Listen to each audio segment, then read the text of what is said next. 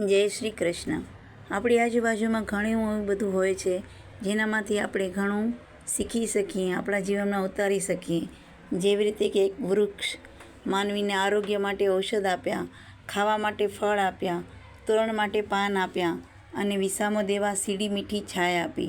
એટલું જ નહીં, ઠંડો વાયુ પણ ઢોળ્યો, ઝૂલવા માટે પારણું આપ્યું, ઘર બાંધવા માટે લાકડું આપ્યું, રસોઈ બનાવવા માટે મોટું ઈંધણ આપ્યું, તરવા માટે નાવડાને તરાપ આપ્યા.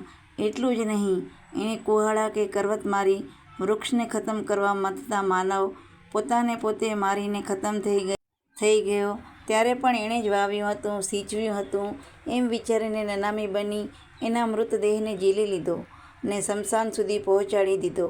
પણ સ્મશાનમાં તો એનું સમર્પણ પરાકાષ્ઠા પહોંચી ગયું અને માન સાથે પોતે પણ જલીને ખાખ થઈ ગયું. લીલા તોરણની ભસ્મ સુધી અને ભસ્મથી ફરી લીલા સુધીના સમર્પણ યાત્રાને ધન્ય છે. વૃક્ષની જેમ સમર્પણ પરાકાષ્ઠાએ પહોંચીએ.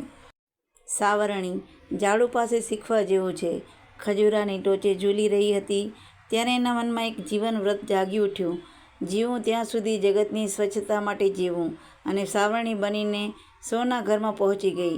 ગૃહિણીની મદદથી ઘરનો ખૂણે ખૂણો સાફ કર્યો અને સફાઈ કામદારની મદદથી શેરીઓ સ્વચ્છ બનાવી.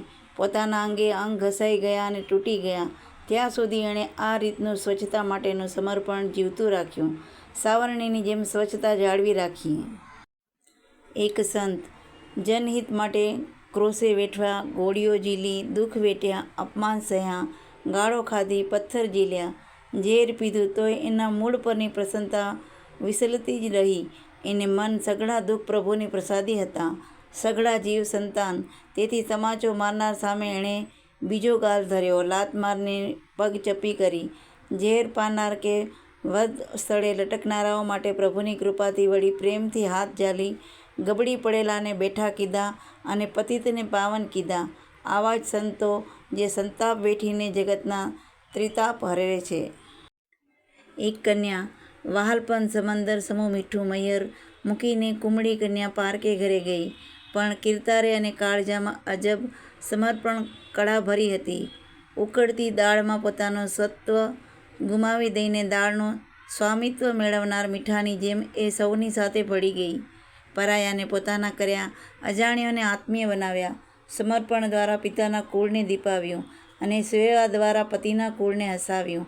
અને એ રીતે સેવાની નદી સર્વત્ર વહાવી. સાસુ સસરા દિયર નણંદના હૈયામાંથી એણે માતા પિતાને ભાઈ બહેન સા સ્નેહથી સરવાણી પ્રગટાવી સૌની વહાલસોઈ બની ગઈ. પોતાનું સુખ વેગળું મૂકી સૌના સુખ વાછર્યું. મહેણા ટોળા સહીને સૌને રાજી રાખ્યા તો સાસુ સસરાના સ્નેહનું શિરાછદ સાંપડ્યું.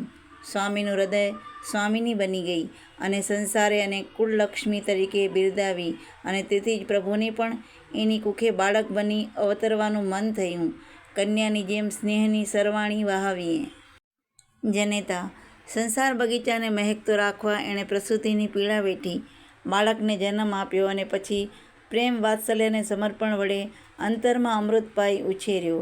બાળકને સાજું રાખવા ચાકરી કરતાં ઉજાગરા વેઠ્યા, સંયમ પાળ્યો અને મોટું કરવા પેટે પાટા બાંધ્યા. પારકે ઘેર મજૂરી કરી તોય દીકરો મોટો થયો ત્યારે બેવફા બની પરનારીના મોહપાશમાં જકડાયો. પેલીએ માનું કાળજું માંગ્યું તો એ નાલાયકની માની છાતી પર ચડી બેઠો, કાળજું કાઢ્યું અને વેશ્યાને આપવા દોડ્યો. ત્યારે ઠેસ વાગી અને નીચે પછડાયો. ત્યારે એની સાથે જ પછડાયેલું માનું કાળજું કંપી ઉઠ્યું. ખમ્મા બેટા, વાગ્યું તો નથી ને? સમર્પણ યજ્ઞની સાક્ષાત મૂર્તિ એટલે મા. માના ચરણોમાં લાખ લાખ વંદન હો. જનેતાની જેમ સમર્પણ મહેકાવીએ. તીર્થનો પણ મહિમા છે. વ્રતનું પાલન, દેવોની સેવા, માતા પિતાની સેવા, ગુરુની શુશ્રૂષા, ગ્રહસ્થ ધર્મનું પાલન, અતિથિનો આદર, વેદનું અધ્યયન, અગ્નિનું પૂજન આ બધા સનાતન તીર્થો કહેવાય છે. તે બધાનું મૂળ ધર્મ છે. ધર્મના પાલનથી ધર્મની વૃદ્ધિ થાય છે. તીર્થ બે પ્રકારના છે, સ્થાવર અને જગમ. જગમ સ્થાવર કરતાં જગમ તીર્થ શ્રેષ્ઠ છે, કેમ કે તેનાથી જ્ઞાન પ્રાપ્ત થાય છે. આ લોકોમાં વિસ્તૃત બનેલા મનુષ્યોના હૃદયમાં સર્વ તીર્થો વસે છે, માટે તેને તીર્થ સ્વરૂપ કહેવાય છે. ગુરુરૂપી તીર્થ પાસેથી પરમ બ્રહ્મા પરમાત્માનું જ્ઞાન થાય છે, માટે તેના જેવું ઉત્તમ તીર્થ બીજું કોઈ નથી.